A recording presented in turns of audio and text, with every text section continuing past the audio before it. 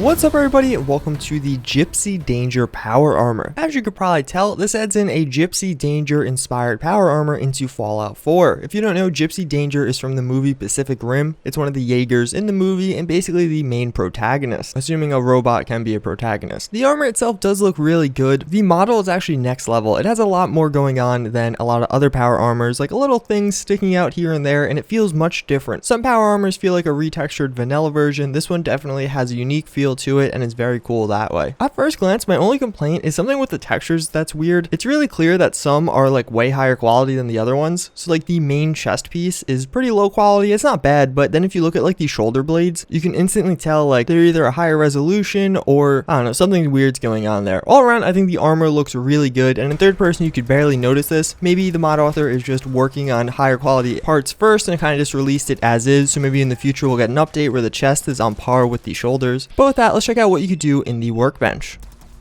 So now in the workbench, there's actually a ton going on for the armor. You could change all the different marks, as you can see, to mark 1 through 7. Or 6, if I know my Roman numerals.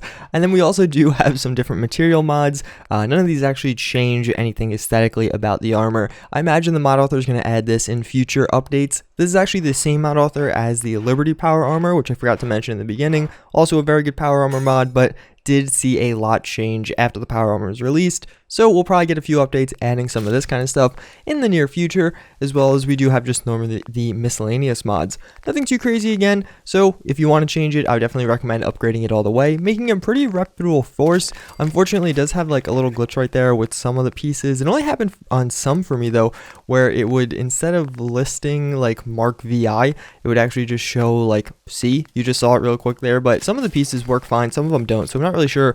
It's like kind of inconsistent, but yeah, that's pretty much it. Let's go check out the power armor in action. So that's actually not all. I don't know why this is like this, but actually this adds in a weapon too. As you can see, it adds in this sword weapon, which is right there as I go into workshop mode. But yeah, the mod author like didn't put this in the post at all. I only found it by looking through the changelog. So as you can see, this adds in like a blade into the gauntlet of the armor. You can just use this as a normal weapon, but obviously it only makes sense to use it with a power armor. This is awesome. This is the kind of stuff I've been talking about for like months now, where I said, how cool would it be to have power armor augmented mods? We saw this with the submersible power armor, and I'm so happy that other mod authors are kind of taking inspiration and adding this in. But why the hell isn't this in the mod post? I don't know. I only found this by a fluke. I almost made this entire video without even knowing this exists. That's actually not all. There are technically 2 weapon mods for this. Right now I'm using the puncturing version. As you can see, it puts on that little fist that's kind of like, I forget what this is called, like the concrete fist in the vanilla game,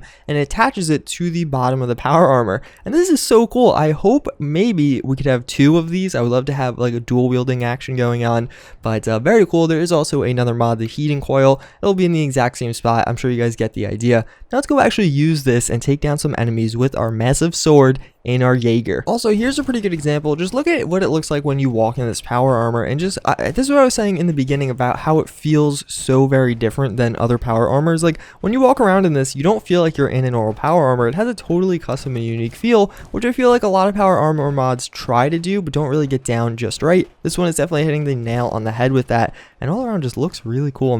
I'm really getting more impressed with this power armor as I play around with it more and more. So now we have a few glowing death claws and a bunch of raiders, and let's go kill these mofos, but hopefully before they die. Oh my god. That's like literally something that happened in the movie, isn't it? Except normally they were in water. But yeah, I did see the Pacific Rim movie. It's a very cool movie, a great movie to watch if you have like free time on a weekend. And we're gonna go take down some of these raiders now because, well, screw the raiders. And whoa, what just happened? I have no idea. But yeah, so we're gonna try and hit them, and as you can see, even right there, the animations for having 2 swords are perfect. So as you could watch, as we're attacking enemies with, oh, we missed.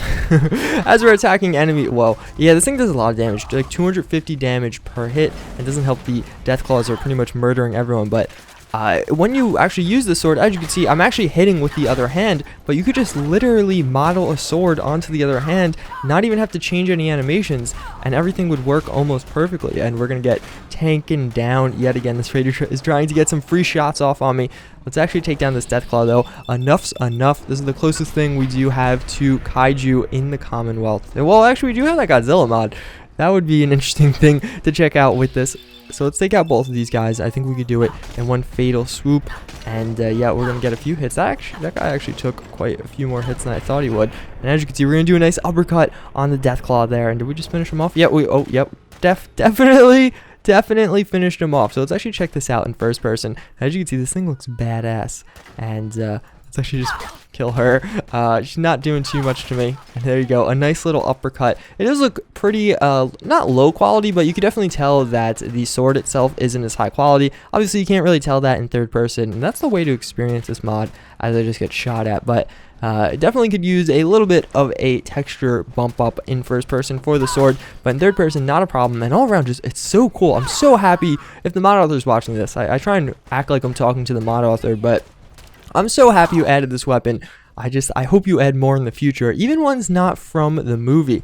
I think that would just be so cool, because just these power armor augmented weapons, that's what I'm going to call them at least, they just look so freaking cool. And like, just look at that. Like, that's so much cooler than just having a normal sword. I feel so much more badass. All around, this is actually a very good power armor mod. I feel like the post doesn't do it justice. This is also available on Xbox One, but when I looked at the post on Nexus, I was like, yeah, it's cool, but like, it's not going to blow me out of the water. No, this is definitely blowing me out of the water.